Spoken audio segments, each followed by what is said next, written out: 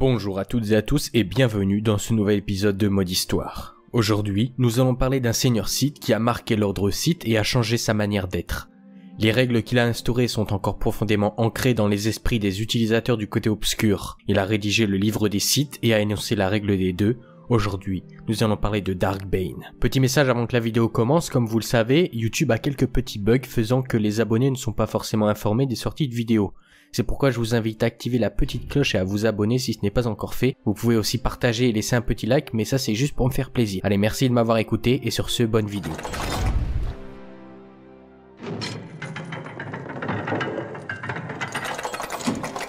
Le vrai nom de Dark Bane était en fait Dezel. Dezel naquit sur une planète minière bien lointaine nommée Apatros en moins 1026 avant la bataille de Yavin.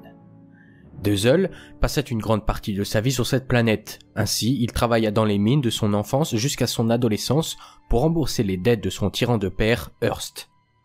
Hearst était tyrannique, violent et alcoolique. Il accusait Dezel de la mort de sa mère et de leur situation précaire et n'hésitait pas à battre, humilier et rendre la vie impossible à son fils.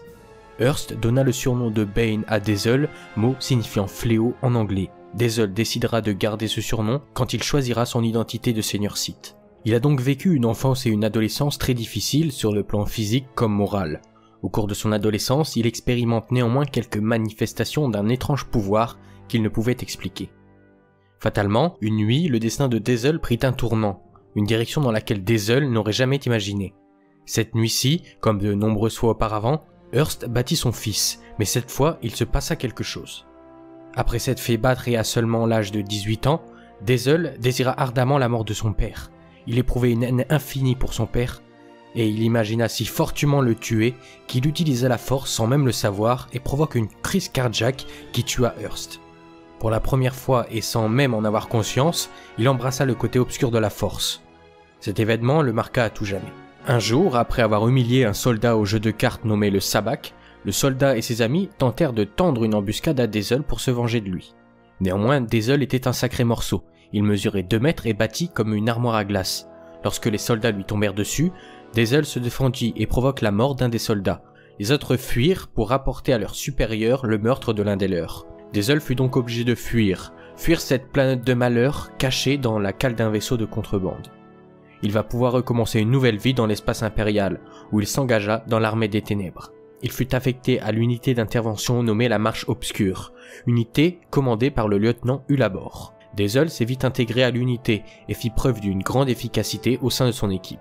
Les hommes le respectèrent beaucoup, et il réalisa de très nombreux faits d'armes et fut promu sergent.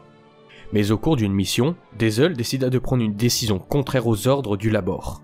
Bien que cette décision menât au succès de l'opération, Dezel fut convoqué au conseil de guerre. Alors qu'il était en attente du jugement, il fit la rencontre du seigneur Sith Kopes qui sentit en lui une grande puissance et une présence très importante de la force. Kopes l'envoya alors sur la planète Sith Korriban à l'académie Sith. À sa grande stupeur, il apprit que sa vie de simple soldat était terminée et dans cette académie, il commencera sa formation dans la maîtrise du côté obscur de la force qui le mènera un jour à devenir un grand maître Sith. Devenant un apprenti Sith, Dezel eut l'occasion de changer de vie et donc d'identité.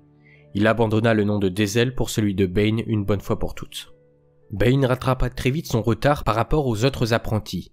Grâce à ses 2 maîtres, le directeur de l'académie Cordis et le maître d'armes Cassim, Bane était fasciné par l'histoire des Sith et passa de très longs moments dans les archives de sa propre initiative.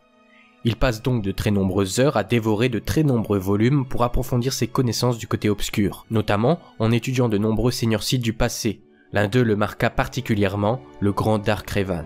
Il se tenait aussi que le titre de Dark ait disparu au fil du temps et qu'aucun maître Sith ne le porte à cette époque. Lors d'un duel au sabre laser avec un autre apprenti nommé Foarg, dans le cadre de son apprentissage, Bane se déchaîna et sa colère se traduisit par de terribles éclairs de force qui tua son adversaire. Il fut bien entendu puni pour cet acte, mais impressionné par sa puissance, Cassim décida de lui donner des cours particuliers. Malheureusement, assez vite, Bane s'arrêta de progresser, rongé par des émotions contradictoires provoquées par le meurtre de Foarg et de son père.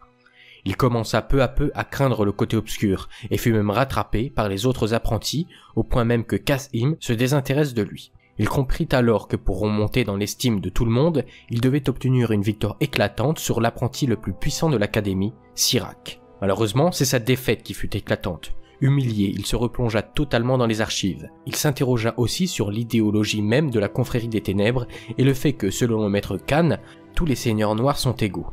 Selon Bane, c'était contraire à la nature même du côté obscur, le plus fort règne. Un beau jour, une nouvelle apprentie arriva au sein de l'académie. Cette nouvelle apprentie s'appelait Githani. Githani était une ancienne Jedi qui avait trahi son camp pour celui des Sith et leur délivra de nombreuses informations. Githani était très bonne élève et s'attira les faveurs de nombreux maîtres Sith qui lui donnèrent de nombreux cours particuliers. Cette Githani voulait la mort de Sirac, son plus dangereux rival. C'est pour ça qu'elle alla voir Bane et lui proposa de devenir son professeur. En échange, Bane tuerait Sirac pour elle. Dans le même temps, et après s'être allié à Githani, Bane reprit les cours particuliers avec Cas-Im, qui voyait en lui un potentiel retrouvé. Quand il fut prêt, Bane défia de nouveau Sirac, mais cette fois-ci, Bane remporte la victoire de façon magistrale. Bane épargne néanmoins la vie de Sirac à la grande colère de Githani. Après sa victoire, Cas-Im décida de récompenser celui qu'il considérait comme son meilleur apprenti. Ainsi, il offra à Bane le sabre laser de son ancien maître. Une fois de plus, Bane fut convoqué par Cordis, qui lui interdit l'accès aux archives en lui annonçant que ces livres n'étaient que des légendes et des histoires passées, et que seule la confrérie des ténèbres détenait la vérité. Bane était très en colère et décida de fuguer de l'académie pour aller chercher les secrets des seigneurs Sith dans la vallée des seigneurs noirs. Malheureusement, son expédition fut un échec et il rentra tant bien que mal à l'académie sous le regard narquois de Cordis. Bane retrouva alors Githani, qui entre-temps s'était allié avec Sirac pour éliminer Bane. Ils lui tendirent donc une embuscade dans la salle des archives, mais au dernier moment, Githani retourna une nouvelle fois sa veste et trahit Sirac. Sirac implora la pitié de Bane, mais cette fois-ci, il ne lui accorda pas. Une fois qu'il fut décidé que tous les apprentis recevraient le titre de seigneur noir et qu'ils devaient se rendre sur Hoth pour combattre, Bane refusa en clamant que le système de la confrérie des ténèbres était stupide et qu'il gâchait le potentiel du côté obscur. Il prit alors le titre de Darkbane et quitta Korriban avec le vaisseau qu'il avait volé à Cordis, le Valsin. Darkbane choisit alors de se rendre sur la planète Léon, une planète qui se trouvait très proche de la Forge stellaire. Il avait pour but de trouver un artefact très puissant. C'est dans le temple des anciens qu'il trouva ce qu'il voulait, l'holocron du légendaire Dark Revan. Il passa plusieurs semaines à utiliser cet artefact obscur et fut convaincu que la confrérie des ténèbres devait disparaître pour que les Sith renaissent de leurs cendres et deviennent plus forts que jamais. C'est alors que le seigneur Khan envoya Cas-Im sur Léon pour qu'il supprime Bane.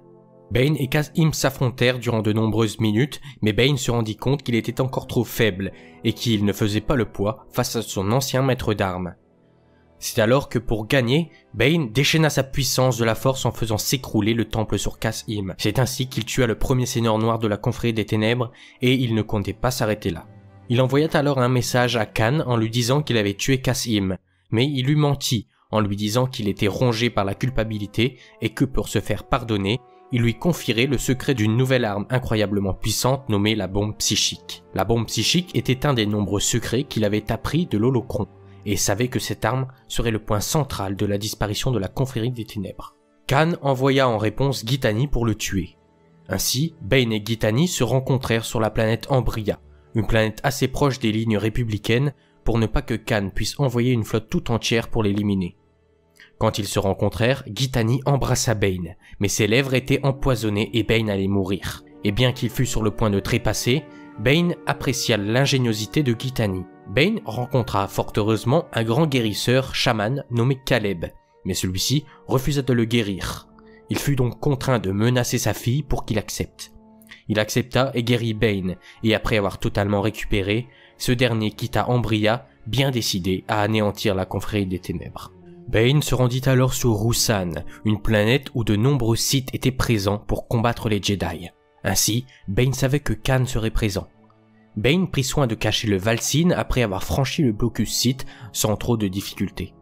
Une fois arrivé au campement de Khan, Bane ne fit rien contre ce dernier. Il avait un plan. Bane expliqua aux Sith qu'il ne souhaitait pas le pouvoir pour lui-même, mais pour l'ordre Sith, et que prendre les rênes de la confrérie des ténèbres ne l'intéressait pas, bien que la plupart des autres Sith pensaient le contraire. Il convainc alors les seigneurs Sith de ne plus penser comme des soldats, mais comme des servants du côté obscur. Il amena les Sith au sommet d'une falaise et entrèrent en communion pour créer un énorme incendie de forêt, forçant les Jedi à reculer. Mais Khan rompit le lien de force désireux de tuer les Jedi avec les armes. Définitivement, Bane fut déçu par ses pairs et ne participa pas à la fin du combat. Bane se rendit donc au campement et utilisa l'appareil de communication crypté de Khan afin de contacter le commandement de la flotte Sith en orbite, dont le blocus empêchait les renforts Jedi d'atterrir. Il leur donna alors l'ordre de rompre le blocus et de lancer une attaque sur la flotte Jedi. Cette manœuvre surprenante permit en fait aux Jedi d'amener des renforts à la surface qui balayèrent les forces de Khan. Avant que les seigneurs Sith survivants ne rentrent à leur base, Bane dut faire face à Cordis, qui s'imaginait alors que son ancien élève souhaitait prendre les rênes de la confrérie. Il lui jura donc allégeance.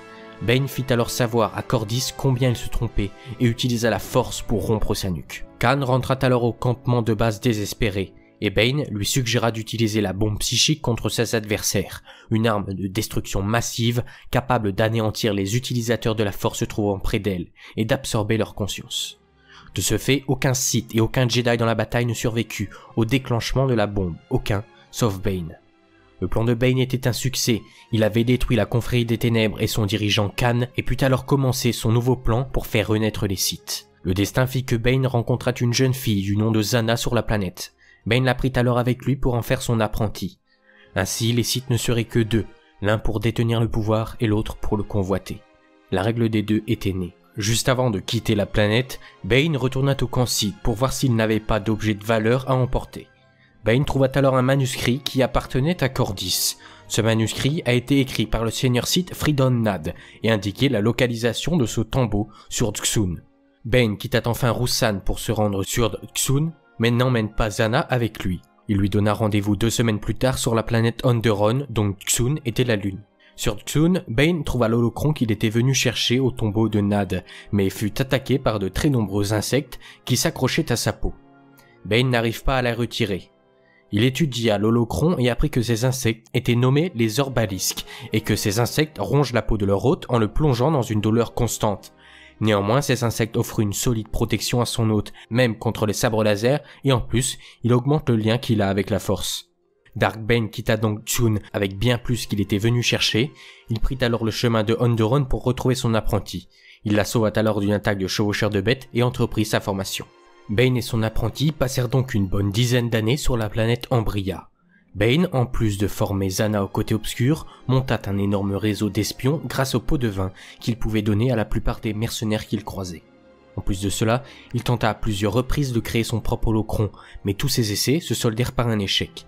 Ces échecs l'amenèrent à penser finalement que les orbalisques pourraient être la cause du problème, car si les créatures offrent un réservoir de puissance dans lequel Bane pourrait puiser en cas de problème, elles se nourrissent en contrepartie de son énergie vitale et des efforts constants sont requis pour les tenir en respect. Sur le long terme, Bane estime d'ailleurs qu'il pourrait être préférable de les retirer, s'il trouvait un moyen de le faire sans se tuer lui-même. 10 ans après la campagne de Roussan, soit 990 années avant la bataille de Yavin, Bane fut surpris par 8 assassins venus le tuer sur son propre campement. En voyant son apprenti aux côtés de ses agresseurs, Bane s'imagine naturellement qu'il a été trahi et se bat farouchement, tuant les 8 assassins avant de s'en prendre à Zana qu'il manque de tuer dans sa rage avant que celle-ci ne le raisonne. Elle ne l'a pas trahi, mais a en fait récupéré des informations prouvant que sa méthode de fabrication d'un holocron n'était pas complète et qu'il faut aller sur la planète Titon, dans la forteresse abandonnée de la dénommée Belia Darzu, pour trouver les étapes manquantes à la fabrication de l'holocron. Satisfait de son apprenti, Bane décide de rallier Titon au plus vite tout en envoyant Zana sur Coruscant sous l'identité d'une Padawan Jedi afin d'explorer les archives et découvrir un moyen de retirer les orbalisques. Arrivé sur Titon, la planète étant connue pour avoir vu naître l'ordre Jedi, il accéda à la forteresse de Belia et trouva finalement la pièce où se trouve l'holocron, mais celui-ci était très bien protégé par de nombreux androïdes. Il finit par tous les vaincre et s'empara de l'holocron pour l'étudier immédiatement. Il apprend donc comment fabriquer un holocron à son grand plaisir. Mais alors qu'il regagna son vaisseau, son apprentie Zana arrive elle aussi, accompagnée de son cousin Darovith. Elle lui annonça alors que les Jedi sont à leur poursuite depuis sa mission sur Coruscant, et effectivement, un 3e appareil fit bientôt son apparition dans le ciel de Titon. Devant l'imminence du combat, Bane préfère se replier à bord de la forteresse pour obliger les Jedi à venir au contact, et ce sont bientôt 5 Jedi qui se ruèrent sur les Sith. Le combat fut féroce et équilibré, mais les Sith l'emportèrent grâce à la rage et à la férocité de Bane, mais ce dernier fut gravement blessé par un retour d'éclair de force. Les orbalisques moururent, mais Bane manqua d'y laisser sa peau et tomba inconscient. Zana se dirigea avec le corps de Bane inerte sur la planète Ambria où elle savait que le chaman Caleb pourrait guérir son maître. Caleb accepta de le soigner à la seule condition qu'il se rende aux Jedi. Zana n'eut d'autre choix que de contacter l'ordre Jedi pour leur dire qu'un site se trouvait sur Ambria. C'est alors que les Jedi arrivèrent et pour sauver sa peau et celle de son maître, soigné mais très affaibli, Zana tua Caleb et utilisa une technique de manipulation mentale sur son cousin pour qu'il attaque les Jedi. Darovitz s'attaqua donc aux Jedi alors que Zana et Bane restèrent cachés dans la hutte de Caleb. Les Jedi tuent naturellement Darovitz et quittèrent la planète en pensant avoir tué le seul Sith de celle-ci.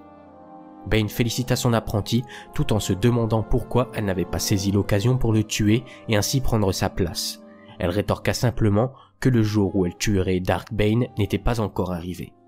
Ainsi, 10 années passèrent encore mais cette fois sur la planète Ciutric IV. Bane, durant toutes ces années, avait acquis une fortune colossale, son réseau d'espions s'était considérablement développé et il avait enfin pu créer son propre holocron.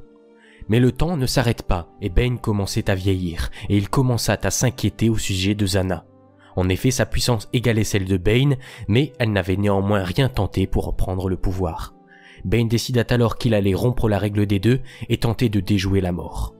Il commença alors à s'intéresser au cirque Dark Andedou, dont on disait qu'il avait vécu pendant des siècles.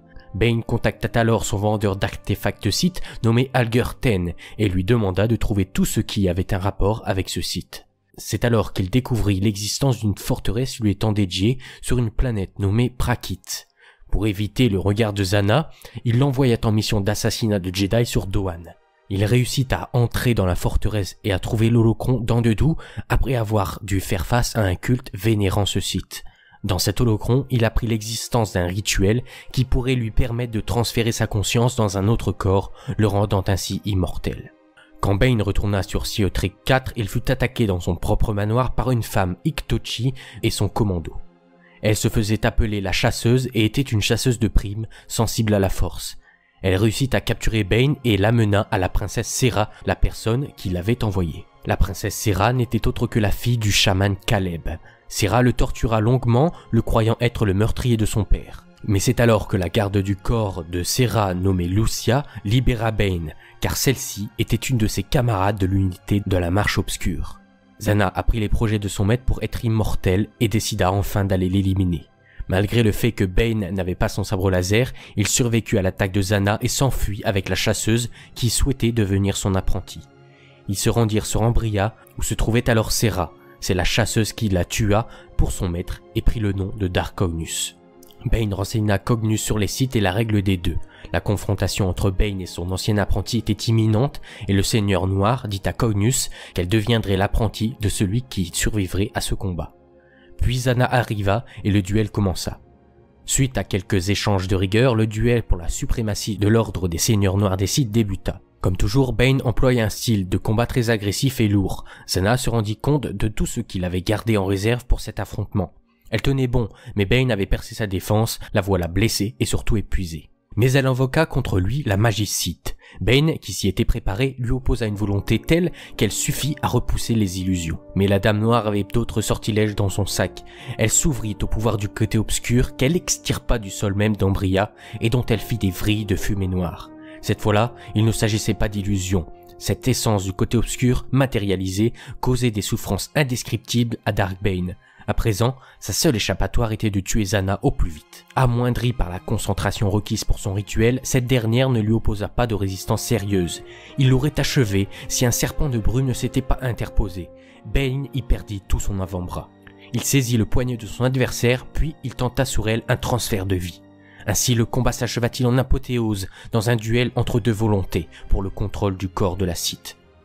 Pendant un court laps de temps, les deux consciences s'équilibrèrent, mais ce fut bien Dark Zana qui finit par l'emporter. Le corps de Dark Bane fut vaporisé, et son esprit disparut à tout jamais dans les tréfonds de la force, et fut condamné à errer pour toujours dans les ténèbres du chaos. Cependant, une part de Dark Bane survécut dans le corps de Zana.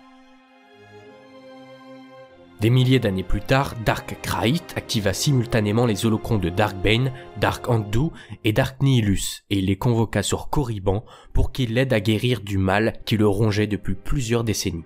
Ce mal lui venait en fait de ce que lui avaient fait les Yuuzhan Vong. Mais l'instaurateur de la règle des deux considérait que Kraït n'était pas un Sith et qu'il avait usurpé ce titre, l'accusant même d'avoir dénaturé le nouvel ordre Sith, en le construisant autour de sa propre personne et non autour du côté obscur.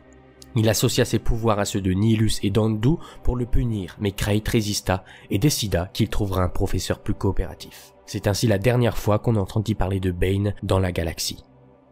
Merci à toutes et à tous d'avoir regardé cette vidéo et j'espère qu'elle vous aura plu. Sur ce, je vous laisse, on se retrouve bientôt pour une prochaine vidéo. Ciao tout le monde, prenez soin de vous et à la prochaine.